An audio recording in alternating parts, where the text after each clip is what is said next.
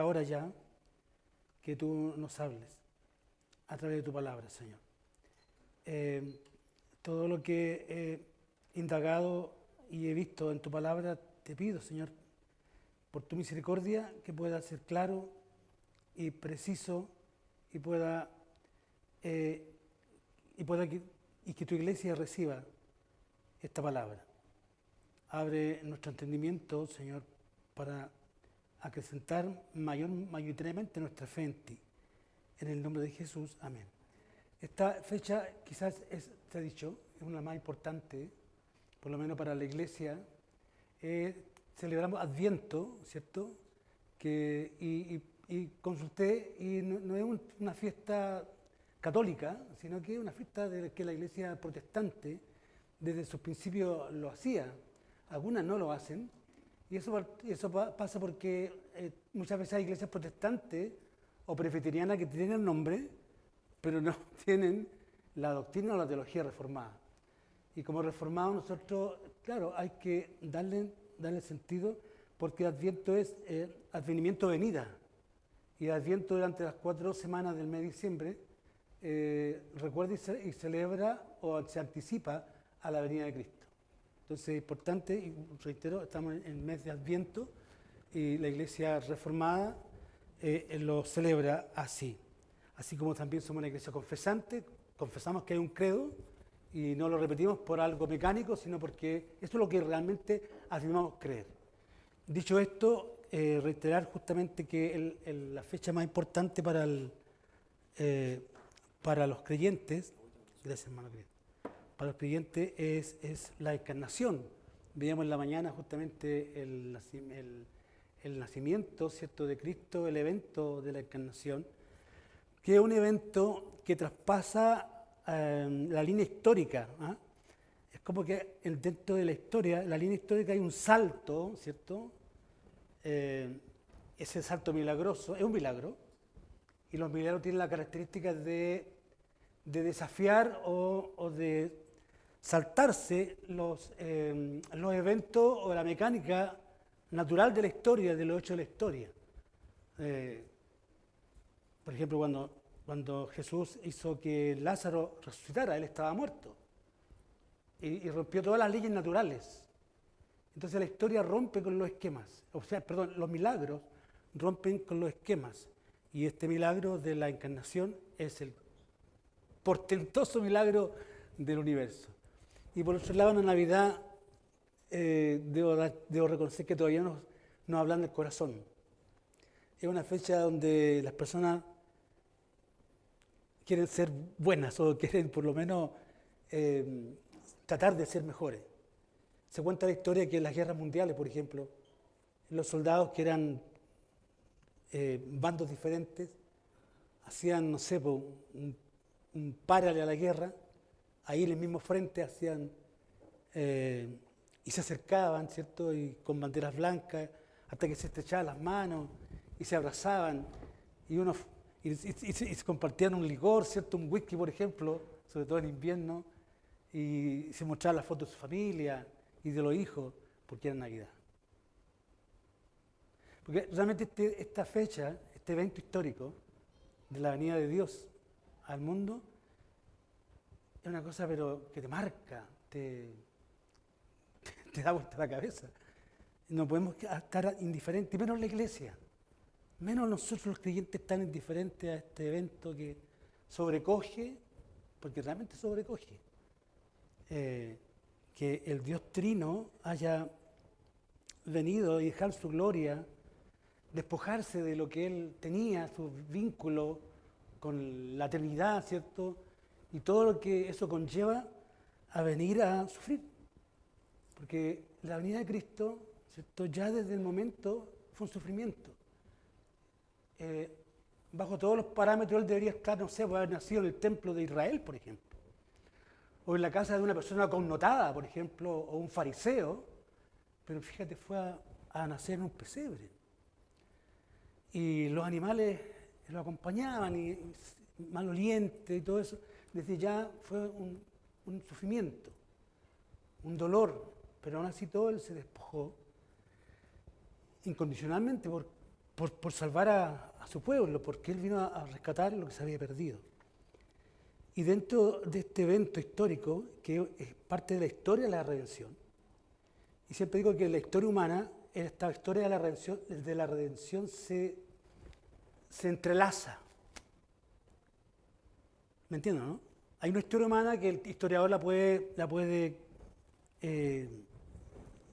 verificar, la puede datar, pero hay una historia de la redención que el científico ni el arqueólogo la pueden datar ni certificar, pero es parte de la historia. De hecho, el evento de la resurrección o el nacimiento virginal o la encarnación son eventos que escapan a la historia, que solamente tienen que ver con la historia de la redención. Y en este tema de la Navidad, hay muchos textos, muchos versículos, textos antiguos testamentarios que hablan de un futuro cumplimiento, de un futuro Mesías, un personaje anunciado.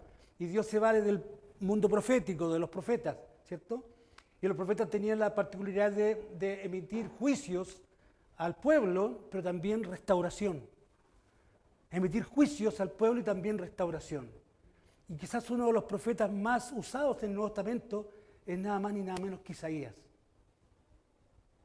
Isaías es el profeta que tuvo una visión en el capítulo 6, donde Dios lo llama al ministerio profético. Ya él era profeta de oficio, inclusive de familia. Pero una cosa es que uno sea religioso y otra cosa es que sea un creyente. ¿Ah? Y Dios llama a Isaías en el capítulo 6 y lo prepara justamente para el juicio, para que él decretara y juicio, censura a la nación, al pueblo judío que se había ligeramente rebelado a Dios. Y cuando uno hace un análisis del Antiguo Testamento, Segunda de Crónicas, Primera de Crónicas, Primera de Samuel y Segunda de Samuel, los jueces, por ejemplo, vemos que la nación judía, que era la portadora de la verdad, de la ley de Dios, donde Dios había hablado y con eventos históricos, eventos de redención, que son parte de la historia de la redención, el mar se abrió, la llama, el humo, ¿cierto? La luz, la antorcha en la noche, y todos los milagros que uno ve en el Antiguo Testamento, como Dios a través de las tablas de la ley decreta justamente la voluntad civil, moral de ese pueblo, ahora constituido como nación, y tener toda esta prerrogativa de que ellos hablan un gobierno, un pueblo teocrático, donde Dios era el que gobernaba la nación, aún todo eso se rebelaron. Y desafiaron a Dios. Y Dios, en su misericordia, los llamaba y le daba una nueva oportunidad. Una nueva oportunidad. Entonces, en este caso, en este aspecto, ante la negativa del pueblo de Dios, Dios abre las fronteras de Israel y su anuncio profético en cuanto al Mesías venidero, al caudillo que iba a restaurar y salvar justamente a la nación, es más que la frontera de Israel, sino que es ya una promesa mundial. Jesús dijo a los discípulos, por tanto, id y predicad el evangelio a toda criatura. Decía que dentro del mundo profético de los profetas, el que es más usado en el Nuevo Testamento en cuanto a su profecía, Isaías, más de 50 veces se usan los textos de Isaías en el Nuevo Testamento para verificar, datar justamente que ese evento profético, ese anuncio que él hizo 700 años antes de Cristo, tuviera un cumplimiento al dedillo. No sé si me entienden. Exacto. Todas las profecías que Isaías habló de que una virgen concebería un hijo, ¿cierto? Daría a luz un hijo. Y que un hijo no ser nacido, y en fin, será príncipe de paz. Todas se cumplieron al dedillo. Basta con leer la Isaías 53 justamente, que habla de la muerte de Cristo, de su sacrificio vicario, de cómo el tormento que sufrió por causa de nosotros, 700 años antes de Cristo. Eso es tremendo, porque verifica justamente que nuestra fe no es un salto al vacío, sino que son hechos hechos proféticos, historia de la redención que han tenido un cumplimiento en la historia misma. Y eso debería dar un tremendo convencimiento. Quiero que abramos nuestras Biblias justamente en el libro de Isaías, rápidamente, en el capítulo 9. Como título, este mismo capítulo dice Nacimiento y reinado del Mesías. Nacimiento y reinado del Mesías. Este capítulo 9 arranca posteriormente del último versículo del capítulo 8. E Isaías está narrando los juicios y la oscuridad que vendría a Israel como nación por causa de la desobediencia de los líderes, tanto políticos como religiosos. Dice el versículo 22, perdón, el 21 primeramente, dice, y pasarán por la tierra fatigados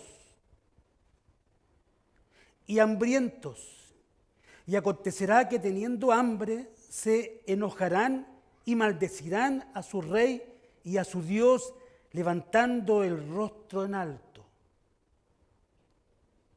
Y mirarán a la tierra, y aquí tribulación y tinieblas, oscuridad y angustia serán sumidos en las tinieblas. Terrible. Esto es lo que Dios estaba anunciando para Israel, porque había desobedecido incontablemente las normas y el estándar de Dios, la ley de Dios. Constantemente casi se propusieron desafiar a ese Dios que había tenido misericordia y los había hecho su pueblo. Siempre digo que la profecía bíblica es progresiva. Es progresiva. Lo que parece ser oscuro y poco entendible aquí, posteriormente va a tener una claridad. En el contexto, para poder entender, por ejemplo, el versículo 6 del capítulo 9 que me interesa, solamente quería leer los anteriores versículos para dar justamente la razón por qué viene un anuncio tremendo, un anuncio liberador, un anuncio mesiánico.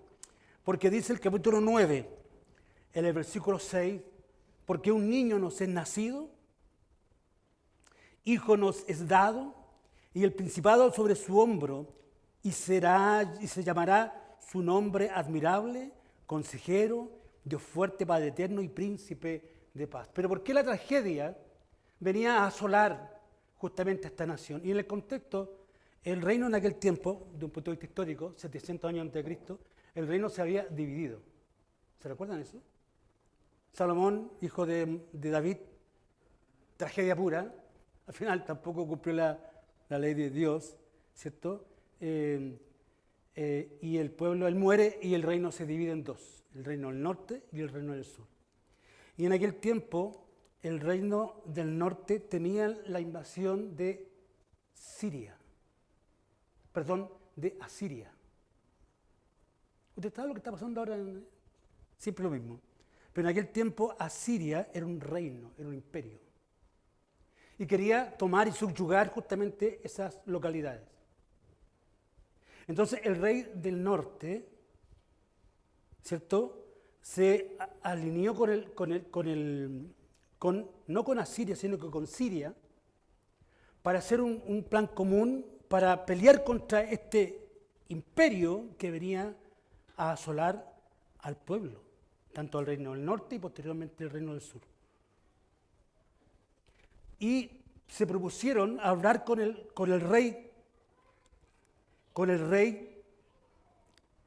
del reino del sur para hacerse una alianza y para luchar contra el imperio asirio, lo cual no resultó, lo cual no hubo ninguna respuesta del rey del reino del sur.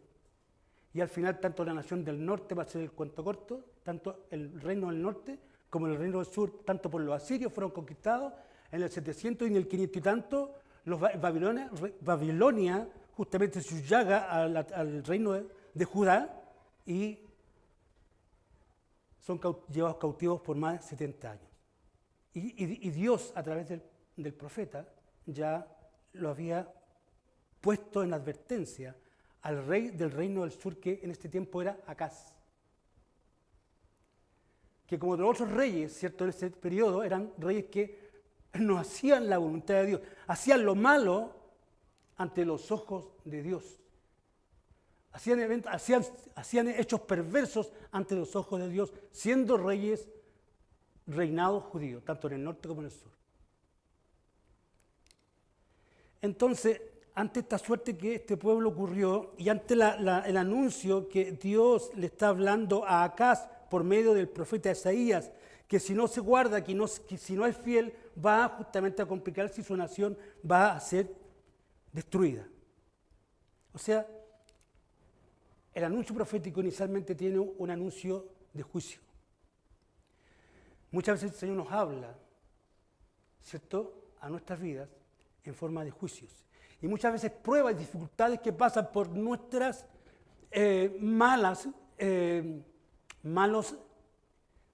tomar malas decisiones. Y después vienen las consecuencias. Porque el pecado, hermanos queridos, trae ligeramente consecuencias. Pero también el Señor nos restaura. Porque ante este escenario que Dios había anunciado y había, a través del profeta, dicho a Acaz, y no lo consideró, porque él creía que podía solucionar el problema por su propia cuenta. Y muchas veces también nos pasa eso, que pensamos que nosotros tenemos el control y que debemos solucionar el problema, y no es así. Y en ese sentido entramos en desobediencia a Dios, porque nosotros tenemos que, como creyentes ahora, enmarcarnos en la voluntad de Dios, en los principios de Dios y en los principios del Evangelio, y muchas veces hacemos caso omiso, hay que decirlo. Porque así como Israel, la iglesia también tiene muchas veces un mal comportamiento y por eso viene la tragedia. Pero fíjense lo que dice el capítulo 9. Fíjense lo que dice el capítulo 9. Quizás esta promesa que Dios había hecho a través del profeta a Acaz, y Acaz la desobedeció, no le tomó sentido, ¿cierto?, e hizo su voluntad y al final fue destruido. Esta promesa es progresiva.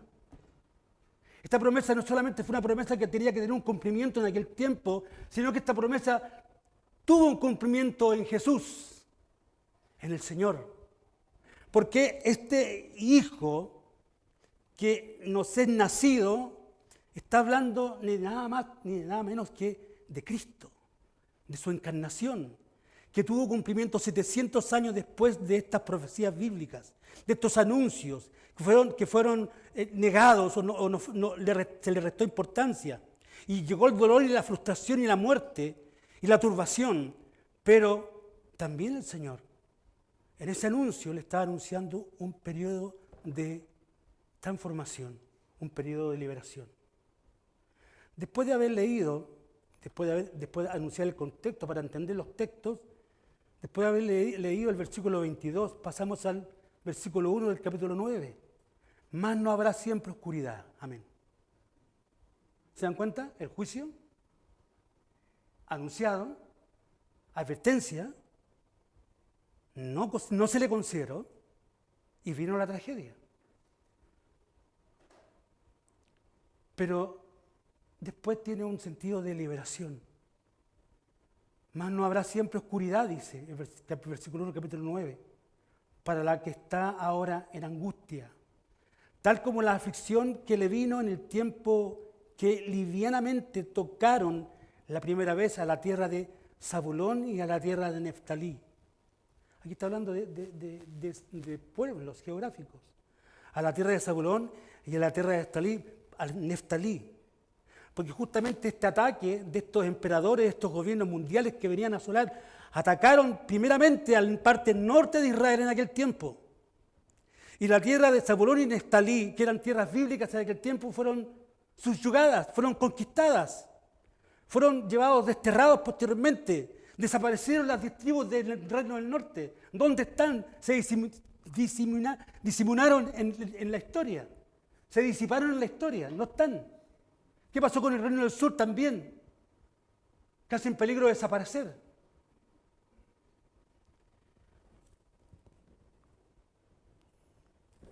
El juicio tocando, después de una advertencia, haciendo caso omiso, salen perjudicados, son violentados, son asolados, no por la culpa de Dios, sino por culpa de su propia desobediencia.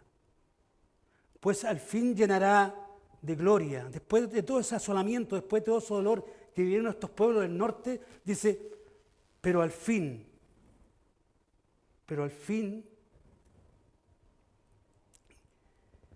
llenará de gloria el camino del mar, de aquel lado del Jordán, en Galilea de los gentiles. El pueblo que andaba en tinieblas vio gran luz. Los que moraban en tierra de sombra de muerte, luz resplandeció sobre ellos. Multiplicaste la gente y aumentaste la alegría. Se alegrarán delante de ti, como se alegrarán en la siega, como se gozan cuando reparten despojos. Porque tú quebraste su pesado yugo y la vara de su hombro y el cetro de su opresor, como en el día de Madián. ¿De qué está hablando aquí el profeta? ¿A qué está refiriendo? Si estos pueblos ya habían sido asolados. ¿Está hablando de ellos? ¿Realmente estos pueblos, después que fueron subyugados y conquistados, lograron tener triunfo, alegría, gozo? ¿De qué está hablando? Resumiendo, Acaz, como líder, ¿cierto?, de Israel, se farrió la oportunidad y la bendición de la liberación, de la protección de Dios sobre el imperio que iba a asolar. Dios los iba a liberar. Y de hecho Dios le dijo a Acaz que le ofrecía una señal, le daría una señal, y aún así todo él negó aceptar esa señal. El capítulo 7 dice en el versículo 14, por tanto el Señor mismo os dará señal. He aquí que la Virgen concebirá y dará a luz un hijo y llamará su nombre Emmanuel, Dios con nosotros. O sea, el Dios fuerte iba a estar con ellos, pero lo desestimaron. Entonces, ¿a qué se está refiriendo ahora estos textos que aparecen en Isaías capítulo 9? Vamos a Mateo. ¿Se acuerdan, no? Mateo capítulo 4. Mateo capítulo 4.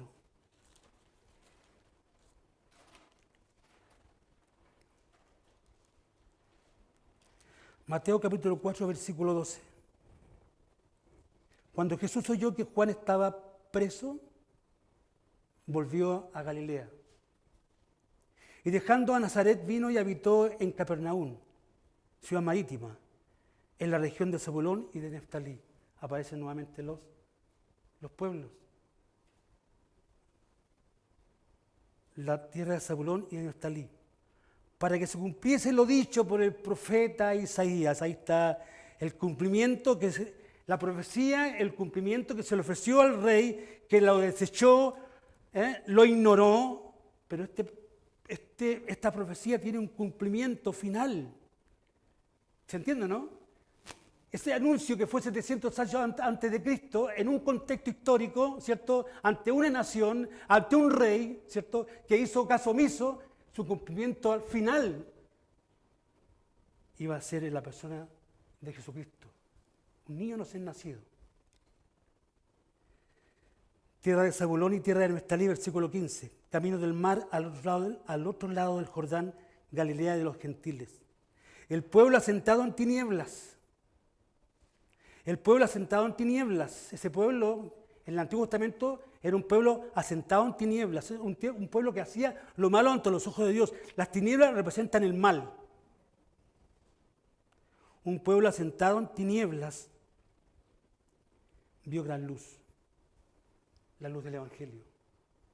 Dios es luz. En Él no hay maldad, en Él no hay mal. Él es luz sempiterna. No tiene parangón con ninguna, virtud humana. Solamente Dios tiene la prerrogativa de ser lo que es. El pueblo asentado en tinieblas vio gran luz. y a los asentados en región de sombras de muerte, luz se les resplandeció. Cuando Jesucristo empezó a predicar su evangelio, el primer territorio que llegó fue a la parte norte de Israel, a Galilea. Los galileos eran un pueblo cosmopolita. No solamente judíos había en este lugar, sino que de otras naciones. De hecho, había de otras naciones más gentiles que judíos. La primera predicación, y por ser cosmopolita, tenían diversas formas de ideas, filosofías, hasta religiones. Había hasta un sincretismo religioso en aquel lugar. Habían tinieblas, había maldad. Y la primera predicación de Cristo fue en Galilea. Ahí empezó su ministerio público, a predicar el evangelio. O sea, la profecía bíblica tuvo su cumplimiento profético en Jesús y en esa región en particular. Esa región que estaba en tinieblas vio gran luz. Nosotros estábamos en tinieblas y cuando se nos apareció Cristo a través de su evangelio también vimos gran luz. Fuimos liberados justamente del pecado. Porque el pecado nos esclaviza. Entonces el pecado nos esclaviza. Y el Señor vino a liberar lo que se había perdido.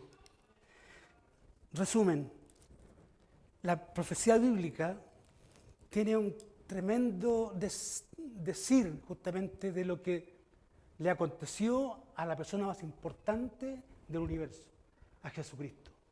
Y cada hecho de Jesucristo, cada evento, cada ministerio, cada parte que le tocó vivir, estaba anunciado y profetizado en la antigüedad.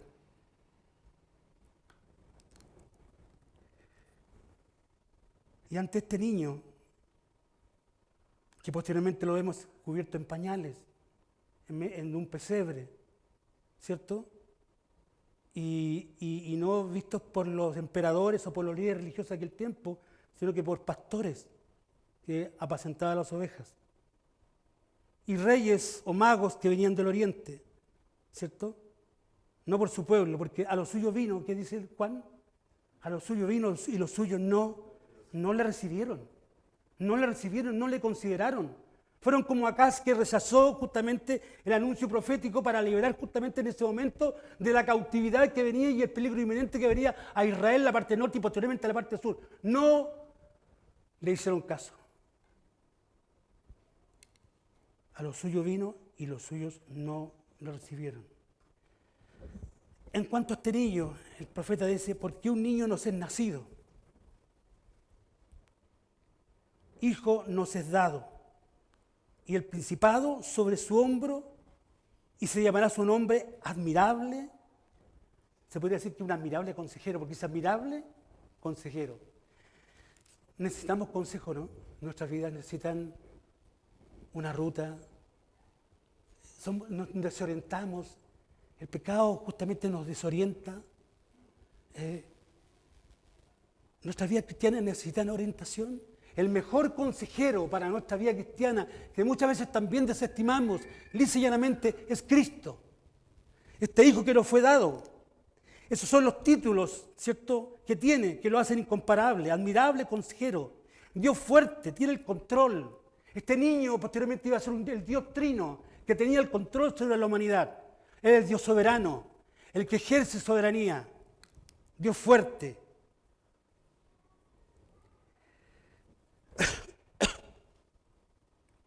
Se llamará su nombre admirable consejero, Dios fuerte, Padre eterno. Padre eterno, ¿a qué se está refiriendo? ¿Era el Hijo? ¿Era el Padre? Algunos comentaristas dicen que se está refiriendo probablemente a la Trinidad, ¿cierto? Toda la Trinidad justamente en el plan redentor estaba participando para que yo y tú, ahora nosotros, tengamos vida eterna. Tengamos vida eterna. Admirable consejero, Dios fuerte, Padre eterno, Príncipe de paz.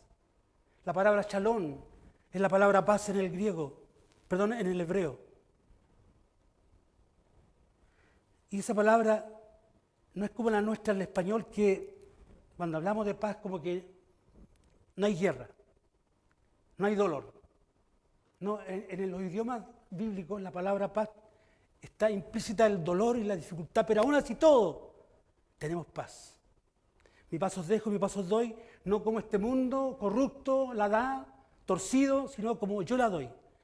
y podemos estar pasando las peores circunstancias en la vida, que nos ha tocado muchas veces, pero la pasamos en Cristo, amén. Y la pasamos recordando sus promesas. Y cualquier dificultad, por grande que ésta sea, al final de cuentas nos va a millar nuestra fe en el Señor. Además, se va a fortalecer en medio de la dificultad. Príncipe de paz. Dice que lo dilatado de su imperio, de su gobierno mundial, ¿cierto? Y la paz no tendrá límites. Los gobiernos son temporales, surgen, los imperios en aquel tiempo surgían, se levantaban, pero caían, eran destruidos, pero este imperio, este gobierno mundial, el gobierno de Jesucristo, el gobierno del Señor, del Mesías, no tendrá límite. Y nosotros ahora ya somos parte de ese gobierno, amén. La iglesia, el reino de Dios. El reino de Dios que estamos viviéndolo inicialmente en nuestros corazones, pero llegará el momento en que ese reino será materializado y nosotros seremos parte de ese reino de Dios. Tú y yo somos ciudadanos del reino de Dios. La gloria de Dios, el gobierno de Dios se imparte primeramente en nuestros corazones. Por eso podemos entender el mensaje de las Escrituras. Disponiéndolo y confirmándolo en juicio, su reino, y en justicia desde ahora y para siempre. El celo de Jehová de los ejércitos hará esto. Los propósitos de Dios son eternos, no cambian, son inmutables. Y Él lo prefiguró, lo señaló, lo anunció 700 años antes de Cristo, y en Cristo se cumplió y empezó justamente la liberación no solamente de la nación judía, que los primeros creyentes fueron todos judíos, sino que la liberación del mundo cautivo por el pecado y la maldad. Por tanto, id y predicad mi evangelio. Tiene sentido todo. Tiene sentido que estemos aquí, porque esa profecía bíblica que Isaías anunció es ese niño, ese padre, ese príncipe de paz que llegó a mi vida para liberarme de la opresión, del pecado y de la maldad. Entonces Navidad tiene sentido. Navidad justamente tiene el sentido de que el Dios Trino se hizo hombre para rescatar lo que se había perdido. El gran regalo de la Navidad no son los regalos que uno acostumbra a hacer, que tampoco es malo, ¿cierto? Porque a quién nos encanta ver a un rostro de un niño sonriendo después que sus ojitos le brillan bajo el abrazo de un regalo, de una pelota de fútbol, de una bicicleta. ¿A quién nos encanta eso? Pero el gran propósito de la Navidad es Cristo. El regalo que Dios dio a través de su Hijo. El regalo y el gran regalo de Dios para nosotros es Cristo. Amén. Oremos, Señor y Padre. Te damos gracias en esta hora por el verdadero sentido que tiene esta fecha. No estamos viendo si nació el 4, el 5, el 24, el 26, no sé. La fecha no es importante, sino que es más importante el evento que transformó a este mundo de maldad. Y se ve graficado justamente en los que hemos creído en ti. Gracias por ese hecho de la conversión, gracias por tu promesa y el anuncio del libertador de nuestras vidas. Bendice a nuestras vidas y que en este tiempo, estos días que restan para celebrar, pueda ser un momento de reflexión, de pedirle al Señor que nos ayude a poder entender estos grandes misterios, que para el mundo son misterios, pero para nosotros, Señor, es una bendición. Bendice la iglesia en el nombre de Jesús. Amén y amén.